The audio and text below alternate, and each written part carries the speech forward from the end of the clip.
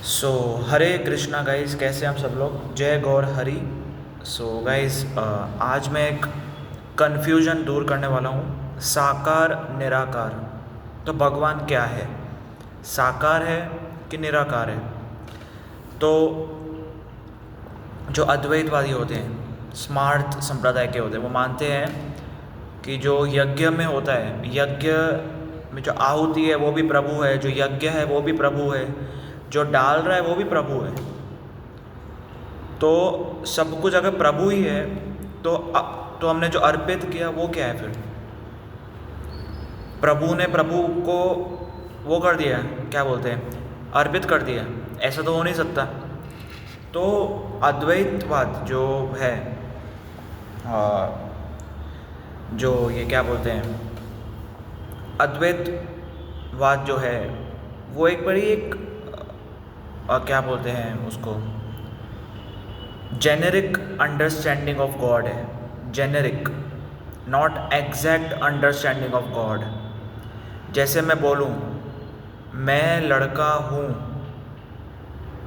मैं लड़का हूँ, तो इसमें क्या है, मैं लड़का ही हूँ, मैं लड़की तो हूँ नहीं। बात तो सही बोली पर आपने, पर मैं लड़का हूँ, मैं किसी का भाई हूँ, मैं किसी का भाई हूँ, मेरी मेरी भी माँ है। तो एक ये जेनेरिक अंडरस्टैंडिंग है कि मैं लड़का हूँ। और जब हम भगवान को दूर से देखते हैं, जब हम भगवान को दूर से देखते हैं तब हमें लगता है वो तो एक प्रकाश है, प्रकाश है बस। और ये नास्तिक सिद्धांत है।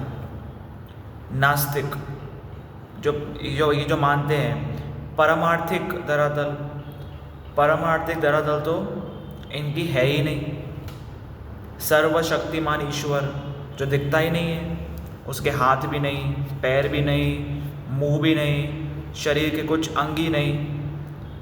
तो ये नॉनसेंस बात है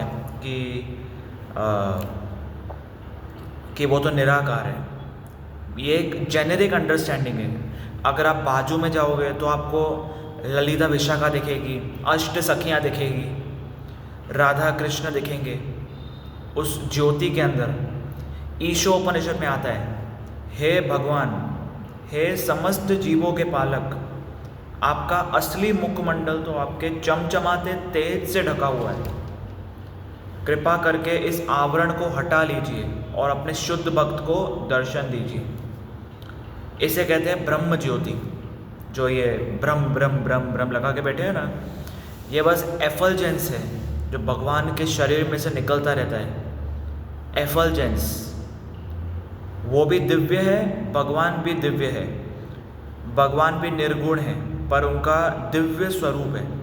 जैसे हमारा रूप है वैसे ही परम सत्य का जो कृष्ण है उनका रूप है।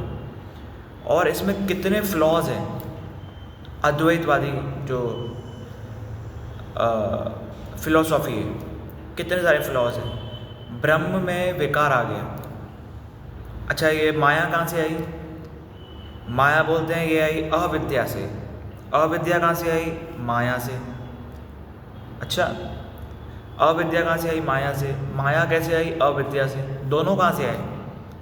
एक दूसरे से। वाह, ये माया कहाँ से आई? माया ने क्यों ढक लिया?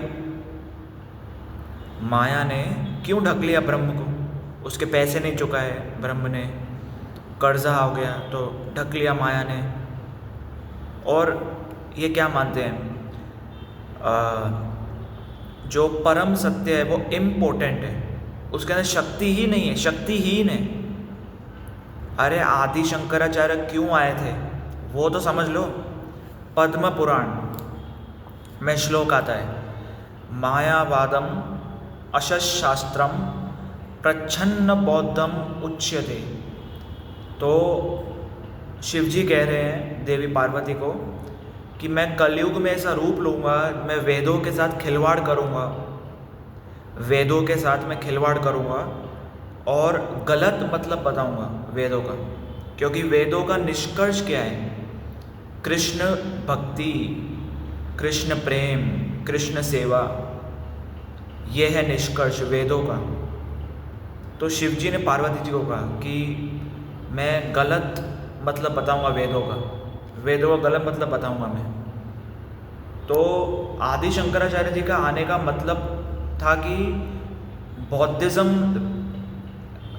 बहुत सारा फैल गया था इंडिया में, तो बौद्धिज़्म को हटाने के लिए, वेद और उपनिषद लाने के लिए उनको आना पड़ा। वो अंदर से वैष्णव थे, अंदर से वो शुद्ध वैष्णव थे, और उन्होंने मूर्ति पूजा बताई। मूर्ति पूजा क्यों बताई?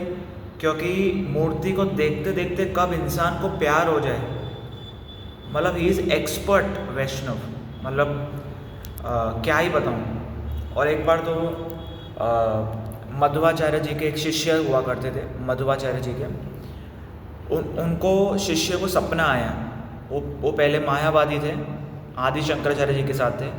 तो आदि शंकराचार्य जी को उनके सपने में आए, मध्वाचार्य जी के शिष्य के, कि तुम छोड़ दो ये जो अद्वैतवादी है वो छोड़ दो और मध्वाचार्य जी के पास चले जाओ, वो तुम्हें असली ज्ञान देंगे। मैं तो ऐसे ही आया था नास्तिक सिद्धांत देने के लिए, और मेरा तो बौद्धिज़्म प्रभावित भी है। सबसे ज़्यादा बौद्धिज़्म प्रभावित अद्वैतवादी सिद्धांत है। ये रामानुजाचार्य ने अपने श्री भाष्य में लिखा है, श्री भाष्य में लिखा है। तो ये सपने में आए उनको, तो ये मध्वाचार्य जी के शिष्य बन गए।